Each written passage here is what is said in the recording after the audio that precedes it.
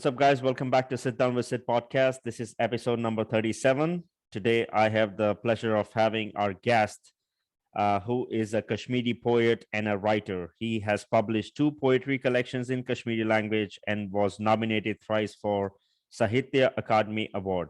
He has written more than 100 papers on language, literature, and social issues and presented in various literary forums. He was invited in the National Symposium of Poets organized by All India Radio in Varanasi, India in 2011, and is a member of expert committee with the Ministry of Information and Broadcasting and the Ministry of Culture. He just came out with his new book, The Chronicles of Kashmir, which we will dive into the podcast.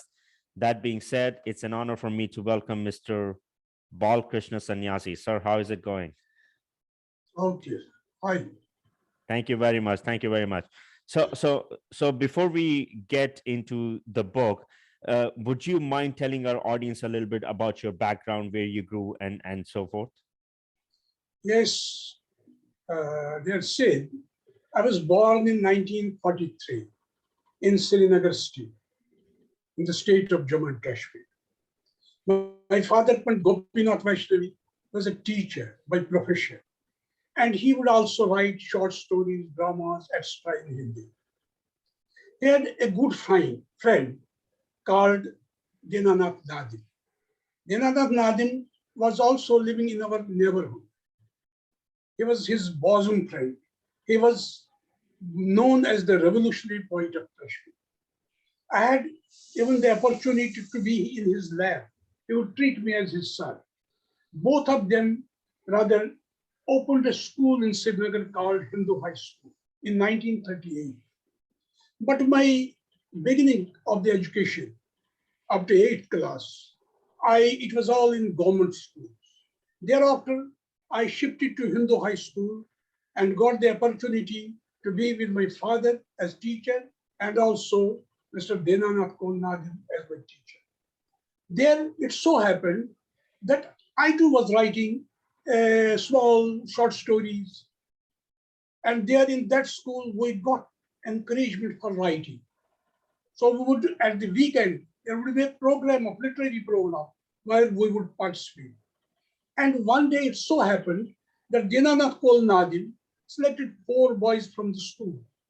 And he told, I was one amongst them. He told us to bring your photograph tomorrow. We bought a photograph and then he took us to Information Department, Srinagar. There, Shami Muhammad Shami was those days the editor of a magazine called Timing.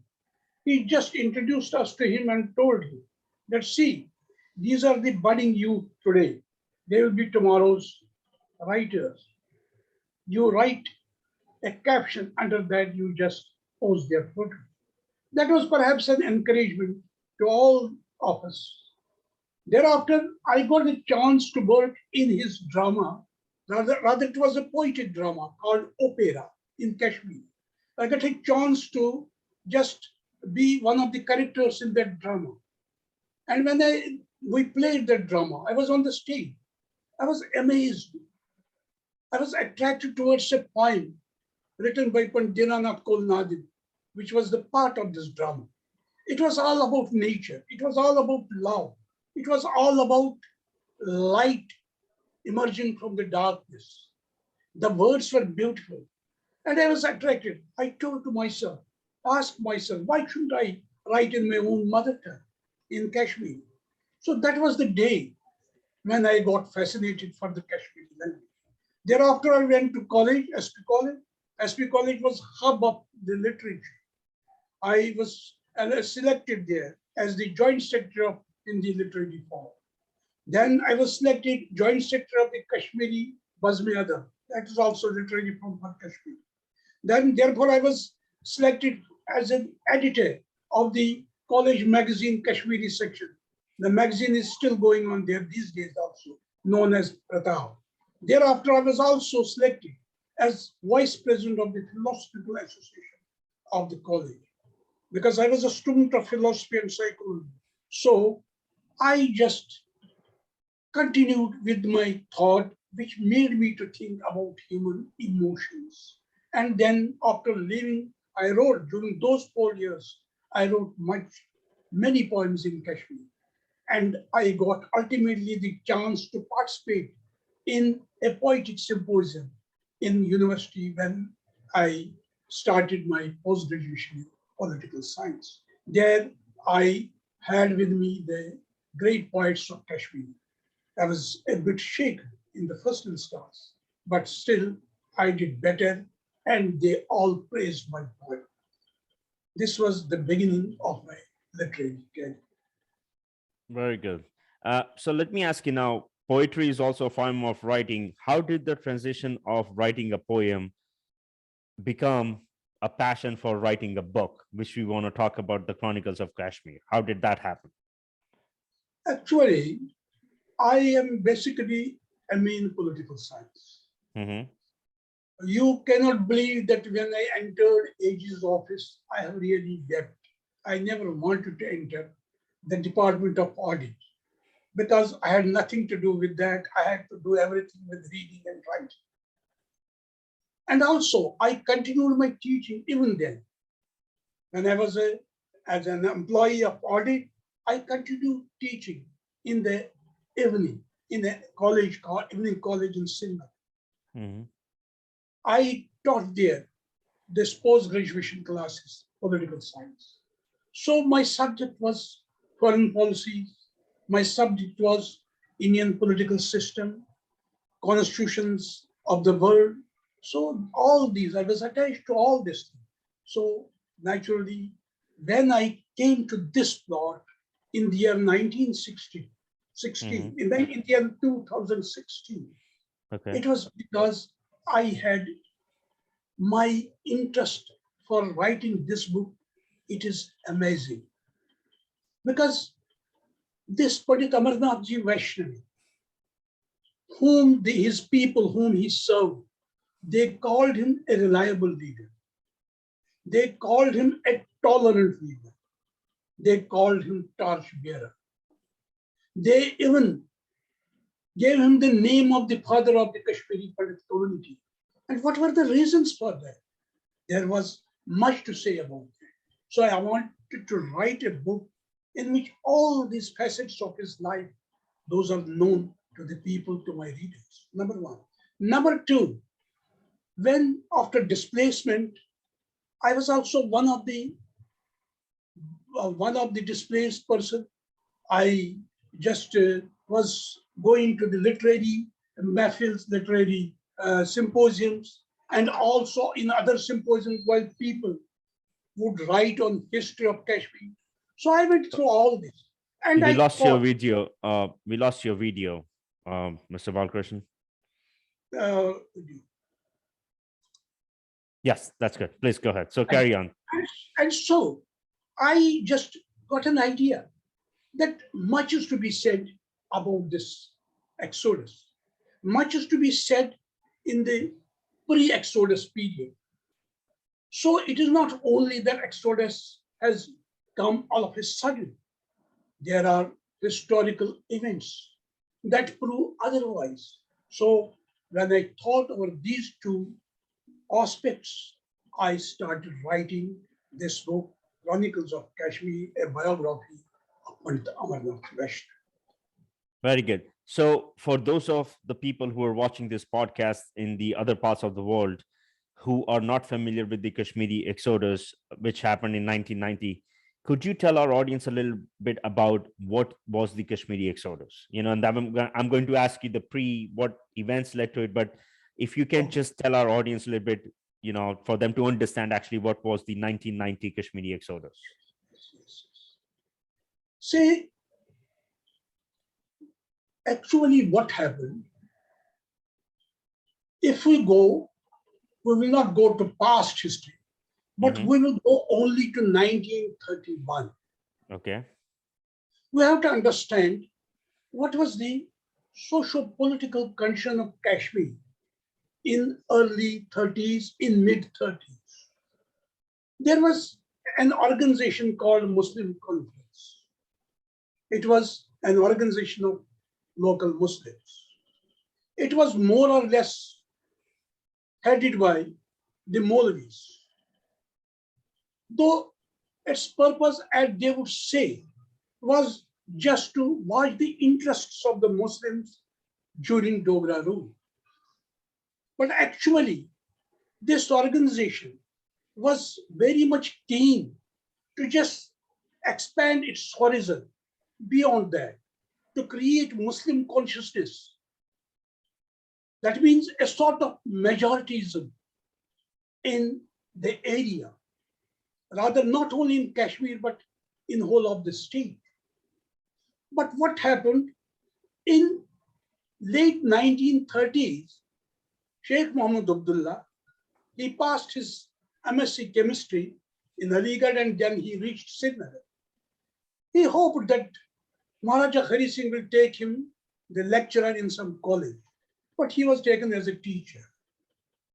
Naturally, a well-read person, postgraduate, young youth coming there, he joined this Muslim conference and ultimately took the flag of Muslim conference in his hand, meaning thereby that he headed this organization for a revolt against Maharaja Hari Singh.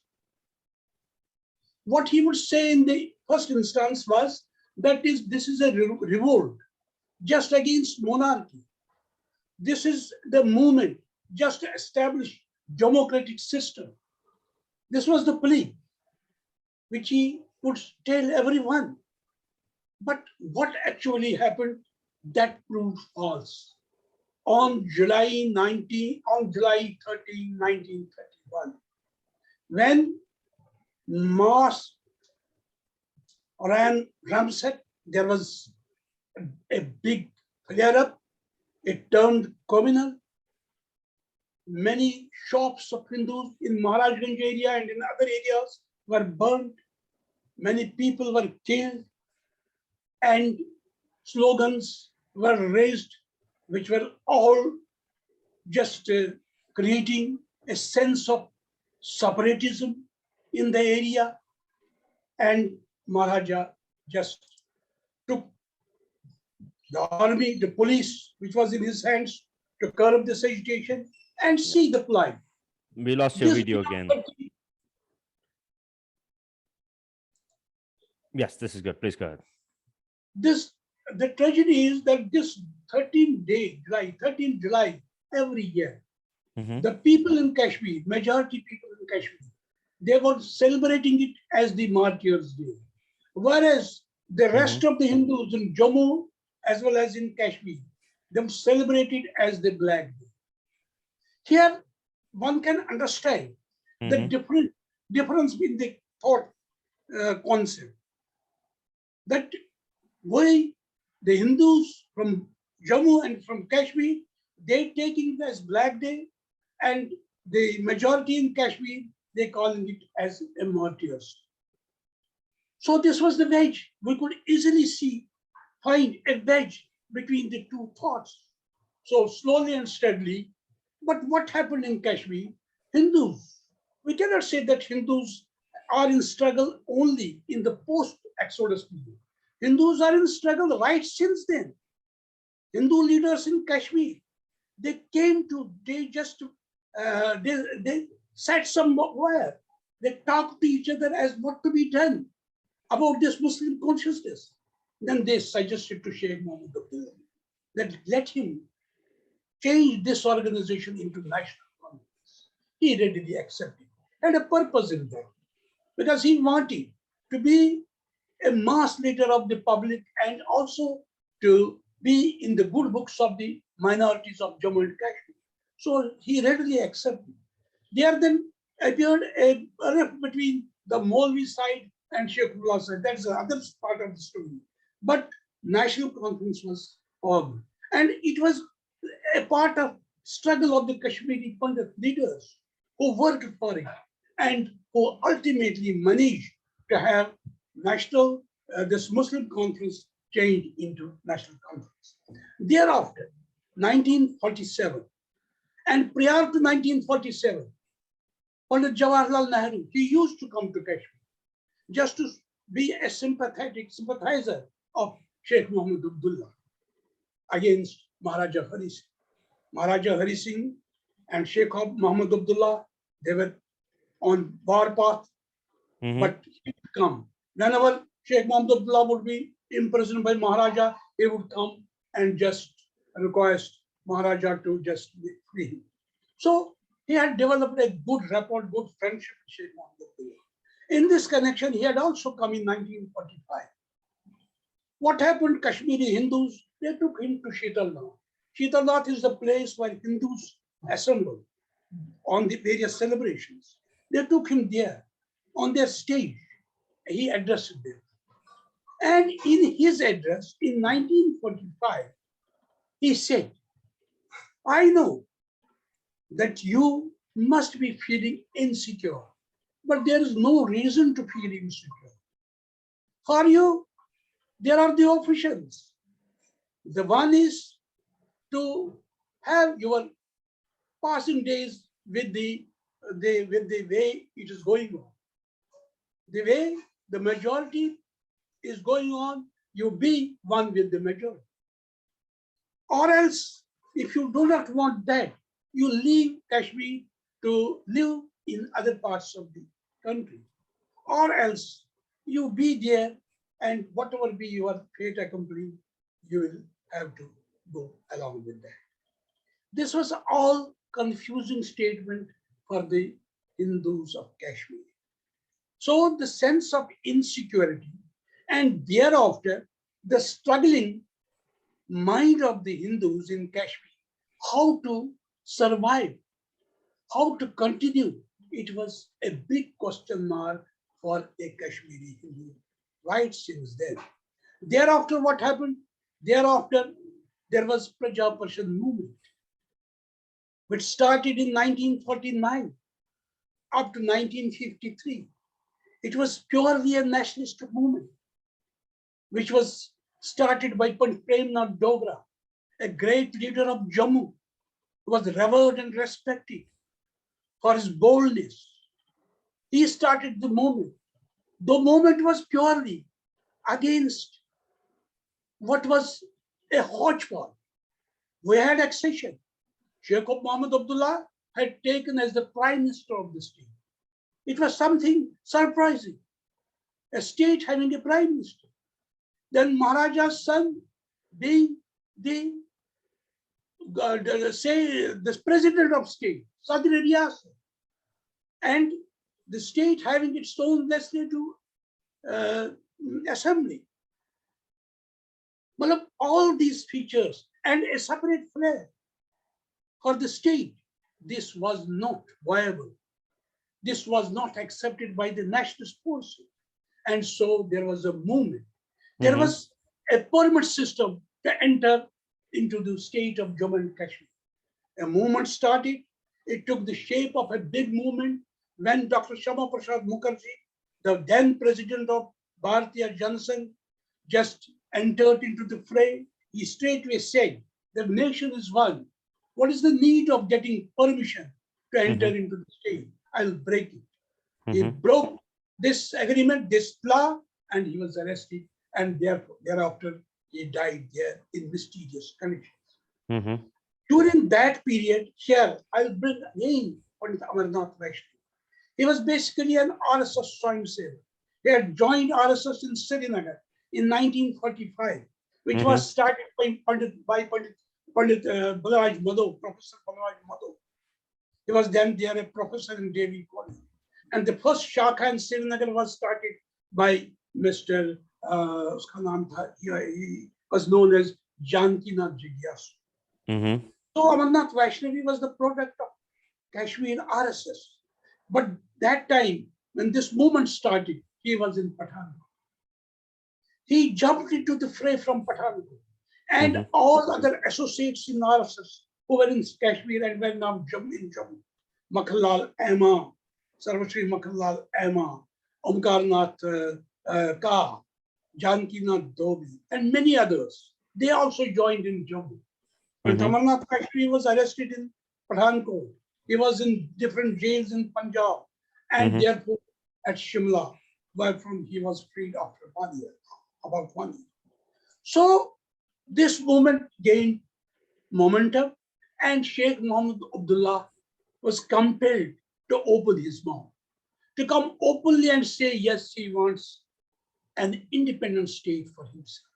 Mm-hmm. So now it was clear why Maharaja Hari Singh delayed accession. He was a nationalist from the core of his heart. He was the person who in 1931 in Round Table Conference in England openly said that India should have a self-rule. But he was in a fix what to do, because he knew the nexus between Maharaja Hari Singh and this. He was sure, he was Mm-hmm. knowing the nexus between the Sheikh Mohammed Abdullah and Pandit Jawaharlal Nehru. And this nexus may lead our state to some trouble. And that actually happened. This movement, Praja Parshad movement, this exposed Sheikh Mohammed Abdullah. He came open, speaking in terms of the independent Kashmir. Thereafter, it was unearthed, unearthed that he had an understanding with American government, Mm-hmm. that he will get support from that to establish his kingdom in Jammu and Kashmir. This was the reason he was arrested. And Nehru was compelled to arrest him. But then what happened? See, when Kabalis came into Kashmir, he delayed. Maharaja Hari Singh asked him, requested him to send army to Kashmir, because he was deceived by his own army men from Poonch Rajouri side. They had joined hands with Pakistan forces, Mm-hmm. and but his request was not, it was not taken serious till the last week of October, and the army was sent in the last week of October. Army just came, many people were killed, many officers in army. Somnath Sharma, officer, well known, he was also killed, many were killed, but they made advances. They made these aggressors, to these Kabalis, to go back, and army was doing a yeoman's job. Suddenly, on 11th of November 1947, this Prime Minister of India, he declared ceasefire, even without consulting the Chief of the Army Staff. Chief of the Army Staff was surprised. What has happened? I never know what's happening. Mm-hmm. And what was that? Ultimately, it was known that Sheikh Mohammed Abdullah wanted him to declare the ceasefire.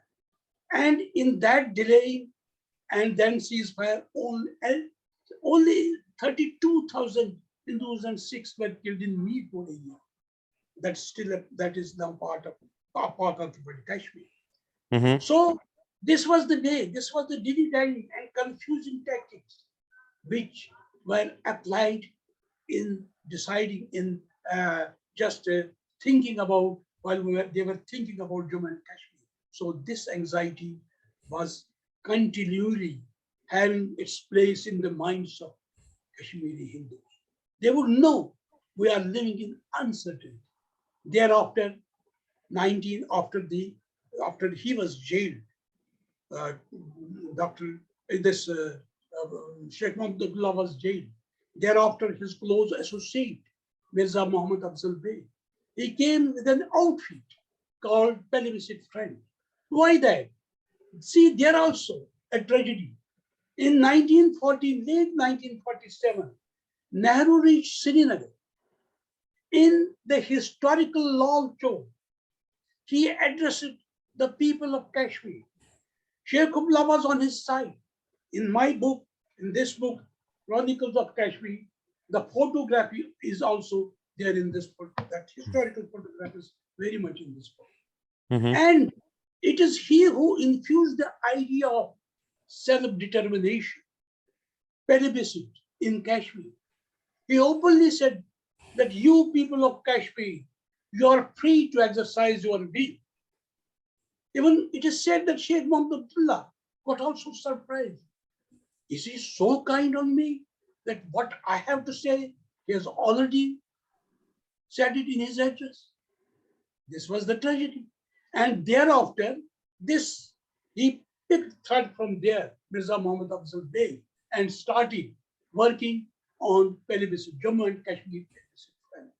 Jammu and Kashmir plebiscite front movement in 50s, it had its tremendous effect on the Hindus of both sides. There were casualties of Muslims also, because it was a movement, and there was the army, there was the police, they had to deal with it. So there was violence, large scale violence. It did not remain just within it could not be there within the four walls of Kashmir Valley. It reached to Kishtawar, to Doda, to Bhadrawa, and it was a most violent movement, which ultimately was stopped by Bakshi Ghulam Muhammad, who just took over the charge of the Sheikh Muhammad. So again, this period, this movement, again, a cause of concern for him. Knowing full well that here in Kashmir, we are not in peace. Then again, when we go ahead, we see in 1965, there was abduction of a Kashmiri Hindu girl. Simply, her mother said that she is only 15 years old, 16 years old. Please allow me to talk to her. The police, the abductor, they joined together. Kashmiri Hindus launched a big movement. As in Kashmir, we had the greatest Kashmiri Hindu organization called All State Kashmiri Pandits Conference Yog Sabha. Its president at that very time was this Shivnarayan Photida. Under its aegis, Pandit Amarnath Vaishnavi, Pandit Tikalal Tepidu, Pandit Amarnath Ganju, Pandit Pushkarnath Karnal, and many others. They formed Hindu Action Committee. It was headed by Pandit Amarnath Kashmir, and big agitation was launched. It remained there for 5 months. There were satyagrahas, there were arrests, and there were addresses in the evening in the Shitana. But what happened? Shrimati Indira Gandhi, the then Prime Minister of India, she sent her emissary, Y.B. Chavan, Home Minister of India, to Kashmir. Everybody hoped that Home Minister has come in, something genuine will take place. But unfortunately, he was successful in having this agitation failed, and he left. Thereafter, these Pandit Amarnath Vaishnavi led this agitation on the roads of Delhi. He led satyagrahas. He went jail there. And ultimately, what we get, we the Hindus of Kashmir, we got some, they said that there be some sort of, जिसको हम कहते हैं ना कि that it is just to please them. Right. So, but ultimately, they succeeded, government of India succeeded in having this agitation. There is mention of this agitation also in detail. This Kashmiri Hindu agitation, it's mentioned in detail. Thereafter, in 1960, it was 1967, it was not 1965, it was 1967. But right since 1965, immediately after Indo-Pak War, Hindus in Kashmir again got disturbed because they were saying that these people are coming from Pakistan. There's infiltration from Pakistan. This was the sense which was there. And in 67, after this agitation, then there was a time in 72. This RSS group, who are now senior most, they arranged they created an organization called Vivekananda Society. It was founded by Pandit Amarnath Ganju. And it was all these people, Vaishnavi and Tikalal Tepilu and others, they were very much its part and parcel. They had succeeded in getting youths involved in it. And you can imagine that the youths of this Vivekananda Society, they were given the job to have a vigil on the anti-national movement in Kashmir. And they did. And it was as early as in 71, 72. They got the clue that radicalization has started in Kashmir.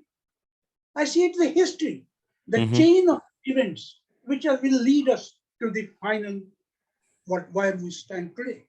So they made it clear. And the then Johnson president of Kashmir, Sri Talukinath Dar, he just in a press conference openly said that there are trainings who are training people to become radical.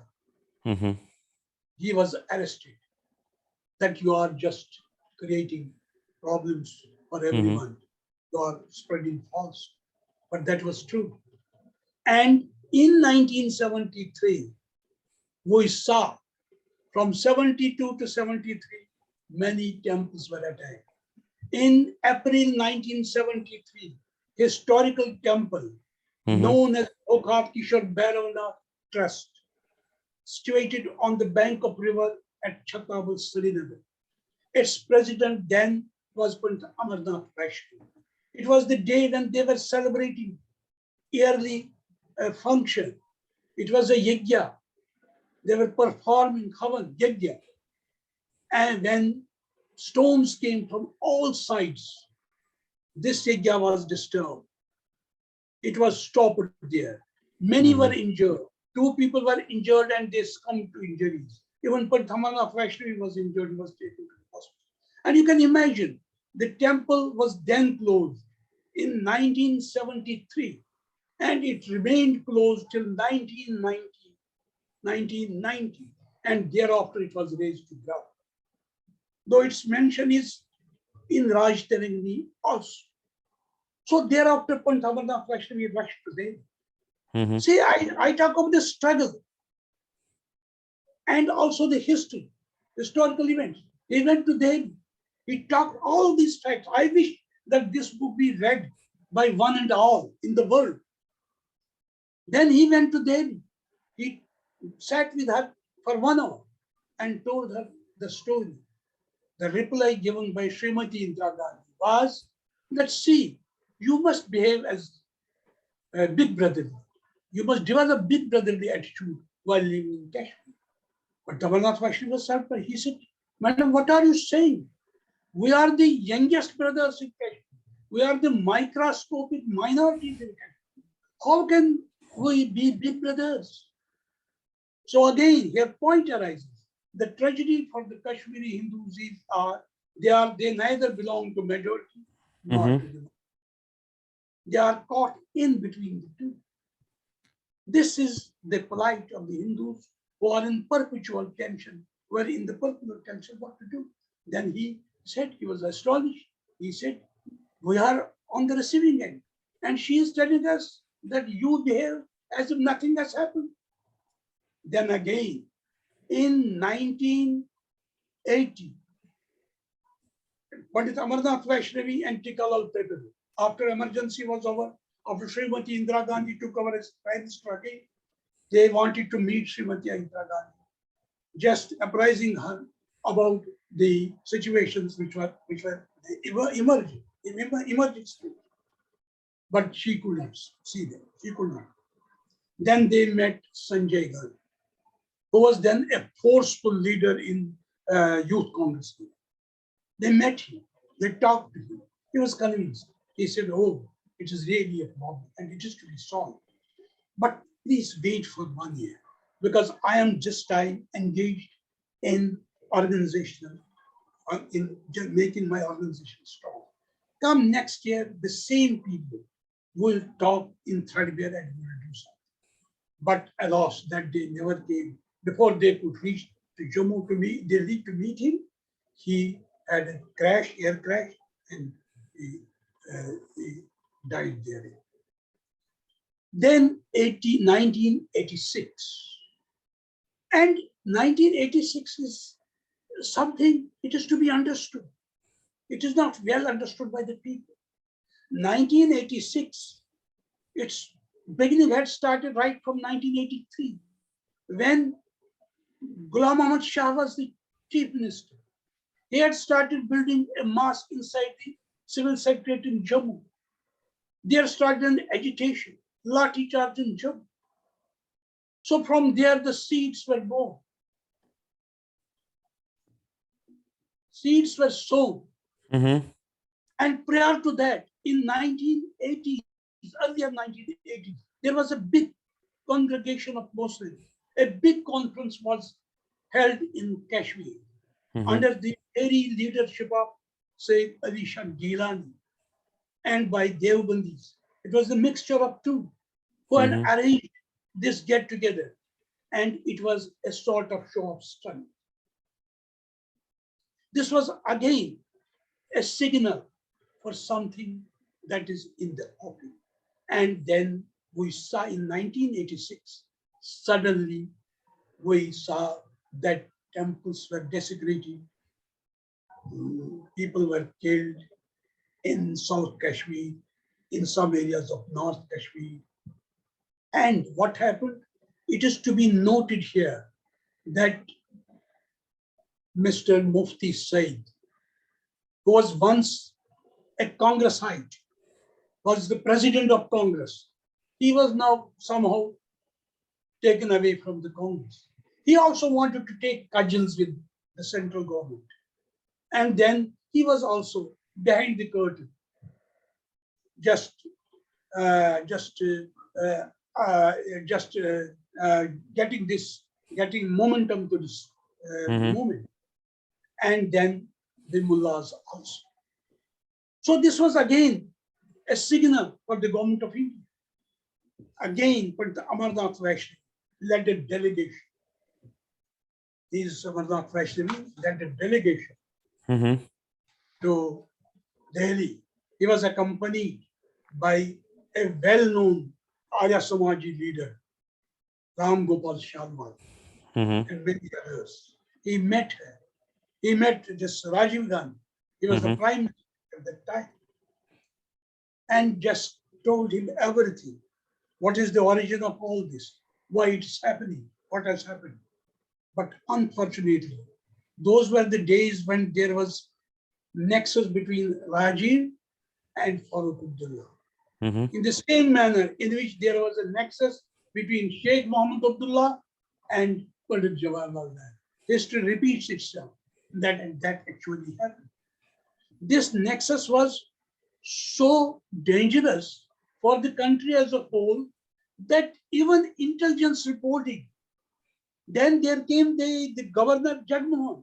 He was reporting them, though it was not his job, but he was being an administrative head reporting to the central government that things are not well in Kashmir. This delegation told him, they met President of India, they met the various political party leaders, but he said nothing is going on. It is these BJP people, they are saying all this. I have talked to Mr. Farooq Abdullah. He said all is well. Nowadays they are saying it is Jagmohan who has done. But see Mm-hmm. the next, how they worked when the Kashmir had started burning. And behind the curtain was a big plan from Pakistan. That was TOPAC, Mm-hmm. a document documented by General Zia, which said, number one, create a communal divide in Kashmir. Mm-hmm. The second, train the youths in weaponry. Mm-hmm. Third, start moving as terrorists into the to sneak into the valley. Mm-hmm. And that actually happened in the years to come. And it got filled even by a development that took place when there was election in state. Muslim United Front was fighting, but this nexus of the center and the state, they, as they say, they did not allow them to come. The election was rigged. So this MUF, they were more powerful in raising voice against India. And then we came to 1988 ending, we started, we found that something was going to happen, but what was going to happen, it was not known. And then 89, Mm-hmm. everything started from there, and it ultimately got success in having ethnic cleansing in Kashmir. This is the history of Exodus, and it is not that all of a sudden it has emerged, not at all. And this book, Chronicles of Kashmir, it has the detailed account as I have mentioned. Yes. Yes.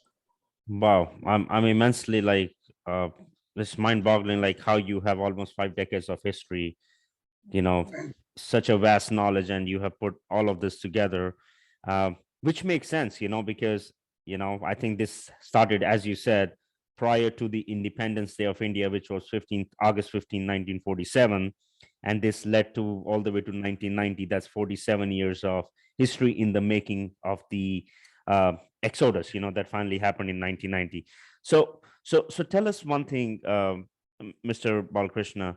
Uh, what was it like? I mean, I read a lot of articles that overnight people were fleeing in the trunk of the car, in the back seat of the car, 2 o'clock in the morning, 3 o'clock in the morning, just to escape death, you mean to say the developments that took place on 19th January.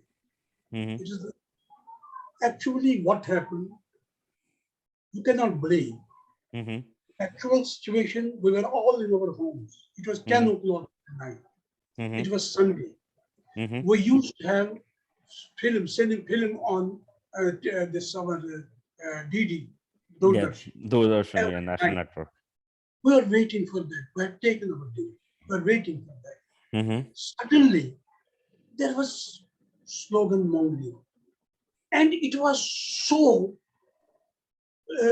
tense. One could feel that people in thousands are crying. oh wow. And we were all were saying to each other in our family, in our home, we're seeing, we could just feel that as if we are in tremors, as if Mhm, there's an earthquake. mhm, Something has happened about which we have been caught unawares. mhm, What's happened? Neither we could say anything, nor we could look mhm, towards the room sides of our rooms, towards each other, without talking to each other. And this crying, this roaring, this came nearer and nearer. And then we heard the slogans, which were religious slogans, but uh, with all fervor, with all venom, which we heard, and we were all disturbed. We could not feel now whether we have to live, will be living, will be alive this moment or not. But suddenly, within half an hour time, more than half an hour time, within hours time, this roaring, this just got, we could feel that it is not, the slogan mongering is not now so long, because the procession was going ahead. It was mhm, going the roads, reaching to other parts of the scheme. So this is what we witnessed. And next day morning, we saw on the electric poles notices pasted that say in this mohalla, Mr. A, Mr. B, Mr. C, Mr. D, they are on the hit list. oh wow. Either either they should leave or they will not be spared. Then Al Fatah, a leading paper, opening issuing the threats that see, you are the infidels, you are rather the people who are a sort of problem in between our movement. So we can't tolerate it. These were the slogans, these were the paper cuttings, these were the letters. Even letters were thrown inside the homes. So from next morning, people started moving. Nobody consulting Mhm, no other. mhm, And here I may tell you again the role played by Mr. Vaishnav. It all happened on 19th January. mhm, On 14th September, Tikalal Taplu, 1989 was killed. Thereafter, 27 December came up, Bhatt was killed. mhm, Along thereafter, Mr. Gunju, Jai was killed, and many others. It was On 2nd of January, that Pandit Amarnath Vaishnavi, after gathering various informations from all the sectors of the province of Kashmir, along with his team, left for Jammu. In Jammu, he had meetings for 9 days, 7 days with the BJP and RSS leaders.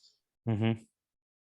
And it was finally decided that he will lead a delegation to Government of India. Because Mm-hmm. Vaishnavi had an information which he gave to the Government of India also. And he discussed it with the Jammu leaders also. That on 26th of January, there will be a big bang in Kashmir. Mm-hmm. They may declare Kashmir as an independent part of Pakistan. So that information he had gathered, they went direct to Delhi. Their L.K. Advani goes just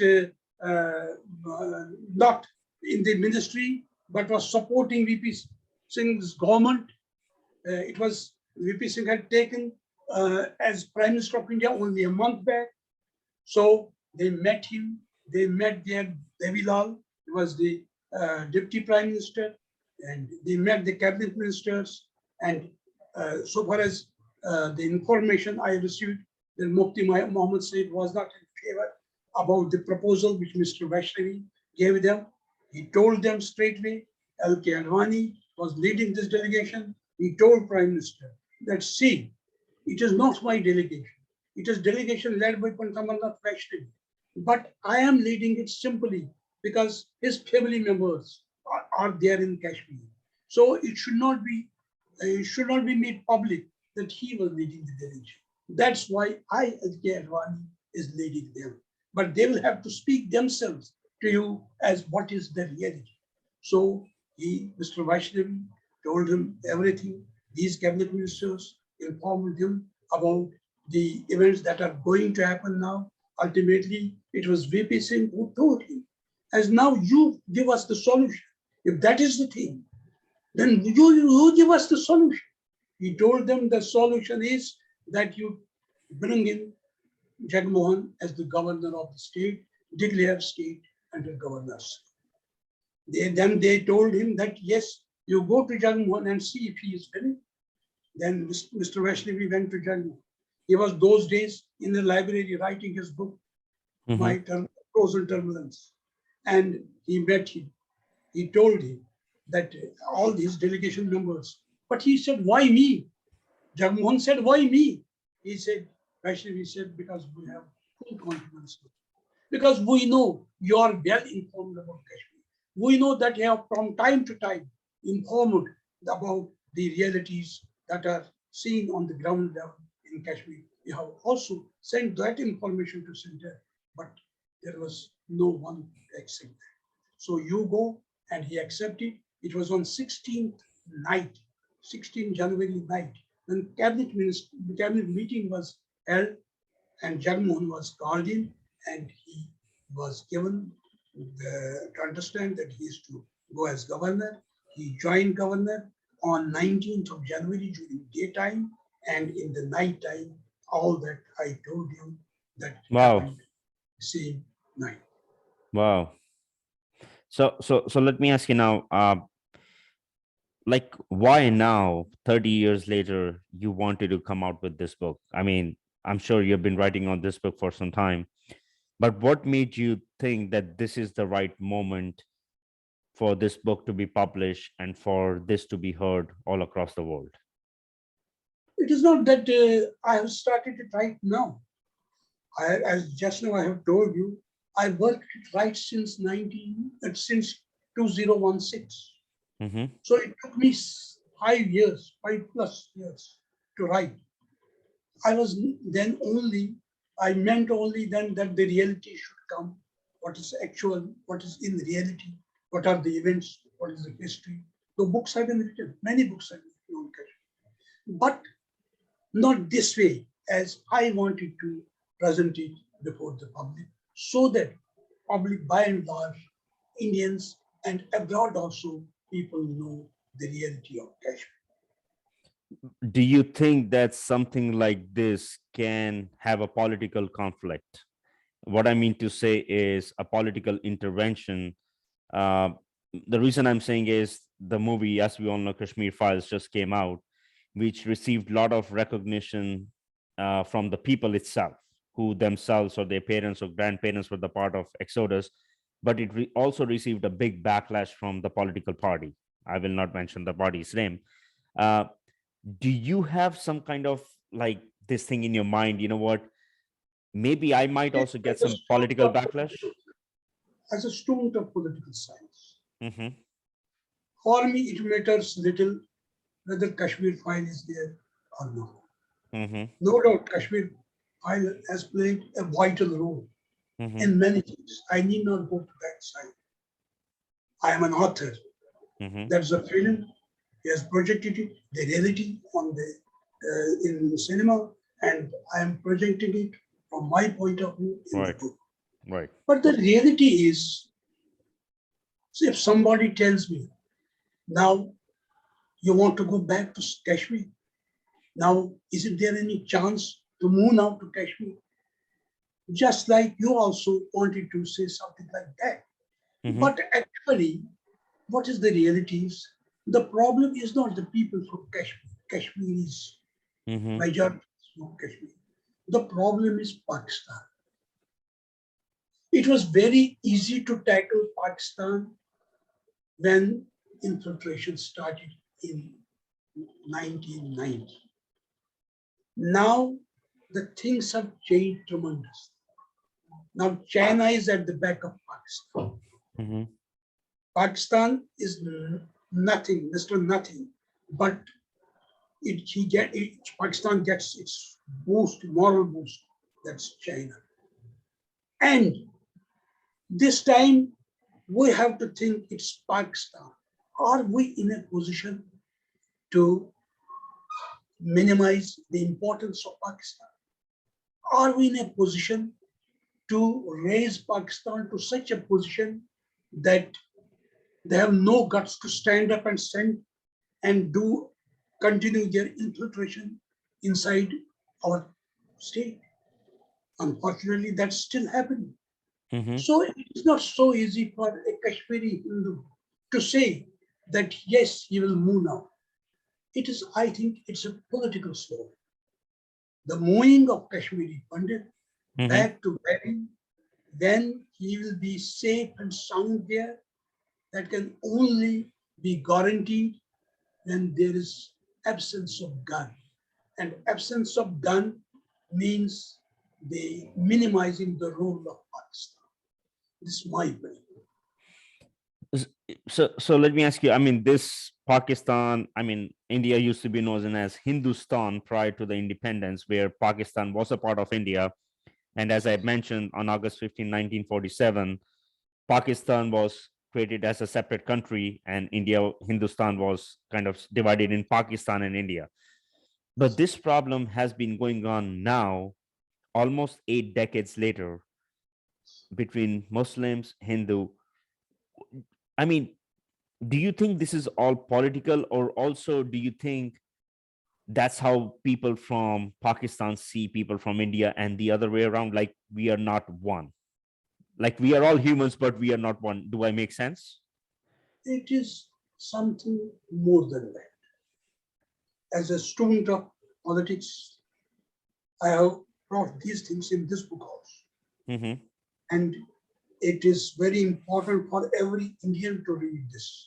Mm-hmm. The reality is there is a concept, Gazwai Hind. Mm-hmm. Gazwai Hind is a concept. It is a concept that means that the entire country is to be usurped, is to be converted, is to be controlled. It's a bigger plan.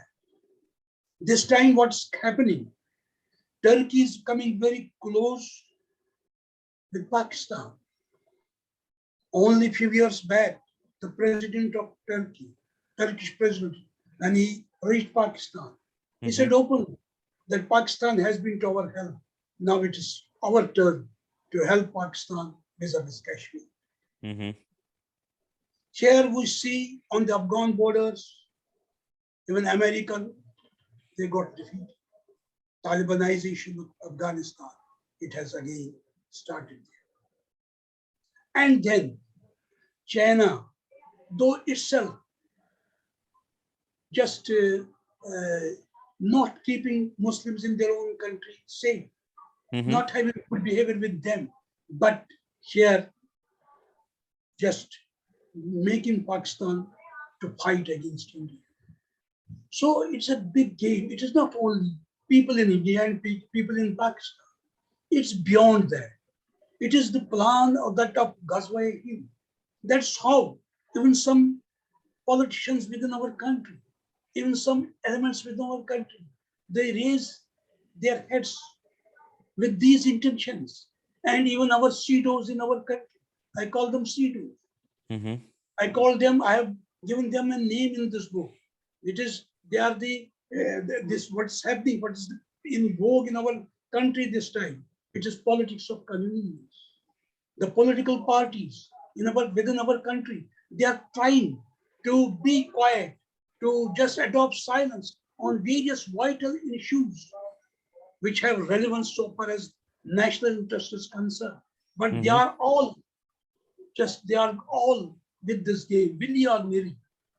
They are supporting our enemies outside from. Mm-hmm. This is the condition that a great plan of Mm-hmm. conquering India, that too from Afghanistan. I have talked about that plan. What is that plan? It is very much well explained in the book, the Ghazwa-e-Hind. How it is to happen, what will happen, what's then imaginary light as it should happen like this. So these are the things there. So it is not that we Indians or that Pakistanis are politics. No. Yes, Hindu Muslim is there.